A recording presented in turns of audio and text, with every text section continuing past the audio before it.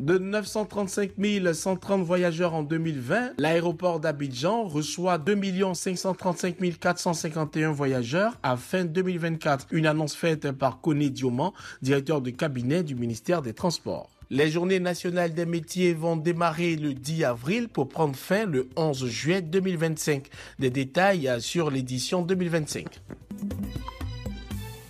Le trafic de passagers à l'aéroport d'Abidjan est en progression continue depuis la fin de la Covid-19. Il est passé de 935 130 voyageurs en 2020 à 2 535 451 voyageurs à fin 2024, soit une hausse globale de 171,1% entre 2020 et 2024. Une annonce faite par Koné Dioman, directeur de cabinet du ministère des Transports, à l'occasion de l'ouverture de l'atelier national de consultation des usagers du transport aérien. Il faut noter qu'en 2023, la Côte d'Ivoire n'a réalisé qu'environ 1,04% du trafic total africain et 6,81% du trafic total ouest-africain.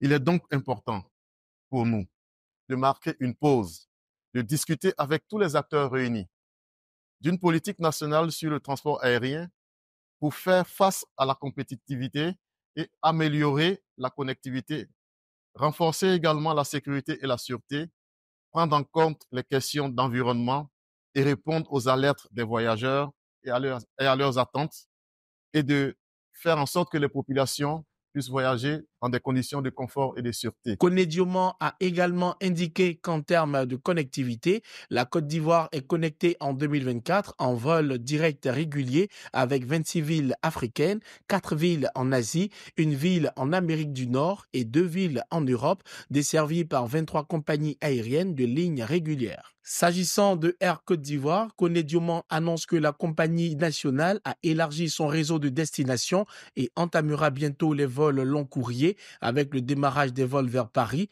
pour cette année 2025. Soutenir le développement des compétences, des performances et la durabilité des entreprises en Côte d'Ivoire reste le cheval de bataille des Journées nationales des métiers.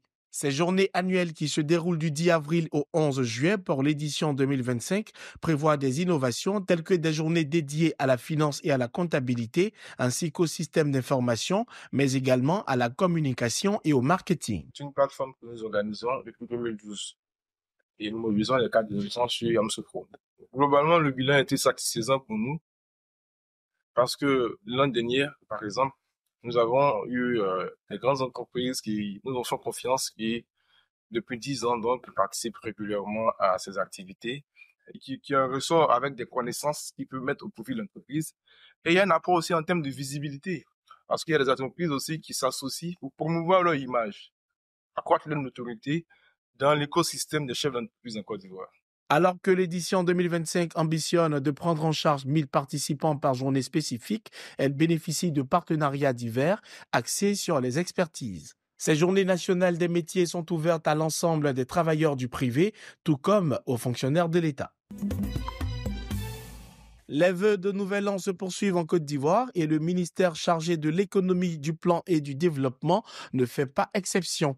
À la salle des fêtes de l'immeuble Siam, la ministre Nialé Kaba s'engage à consolider les acquis enregistrés en 2024 dans le cadre de l'exécution des missions de son département ministériel au titre de l'exercice 2025. Afin de réussir ces missions, elle a invité ses collaborateurs à un engagement ferme pour l'atteinte de ces objectifs. Chers collaborateurs, je voudrais donc vous inviter individuellement et collectivement à un engagement ferme pour l'atteinte de ces objectifs dans un esprit de cohésion, de solidarité et de recherche de l'excellence.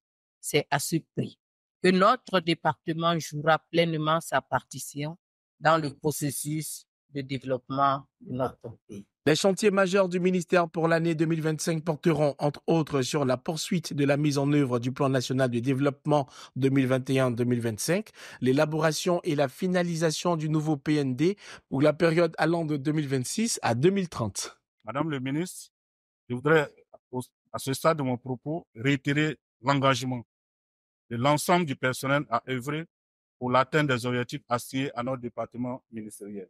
En 2025, la ministre Niali Kaba envisage la production régulière des comptes nationaux annuels trimestriels ainsi que la production des comptes régionaux, le renforcement de la production statistique afin de mieux cerner tous les aspects de l'économie.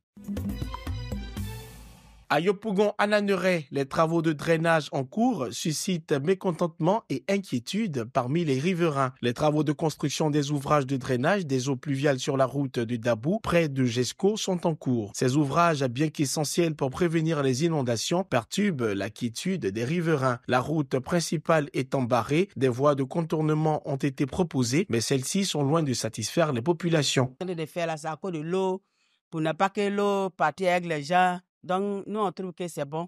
Sinon, quand il pleut là, ici, tout ici rempli. Mais quand ils vont faire caniveau là, ça va partir dans les caniveaux et puis on sera en paix.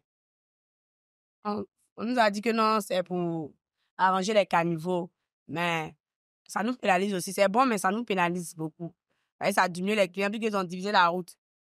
Moi qui faisais un seul tour, maintenant, je suis obligé de faire un grand tour pour venir vendre. Vraiment, c'est fatigant. Mais c'est ça. On fait comment? Ça fait que les clients ont diminué. Bon, c'est pas trop ça, mais on fait comment? Comme c'est pour nous arranger aussi, mais on est là. On a bien supporté jusqu'à ce que ça finisse. Face à ces préoccupations, les responsables du projet d'assainissement et de résilience urbaine ont jugé nécessaire de renforcer la communication et la concertation avec les populations concernées. D'accord, les travaux concernent la construction des canaux d'environ 4 km 200, dont les sections varient de 5x2 à 6x3. Travaux sont réalisés dans le but de réduire les risques d'inondation que connaissent les populations en saison pluvieuse dans la zone de Yopougon. Donc, comme vous le savez, le PARU a pour objectif premier de lutter contre les risques d'inondation. Donc, ce projet est bienvenu pour vraiment soulager les personnes qui viennent de la zone. Pour rappel, ce projet financé par la Banque mondiale s'inscrit dans un vaste programme d'infrastructures visant à améliorer les conditions de vie des populations. Sa durée d'exécution est estimée à 15 mois. Un de ces 7 minutes préparé par l'ensemble de la rédaction. Merci de l'avoir suivi. Restez sur cette info. Les programmes se poursuivent.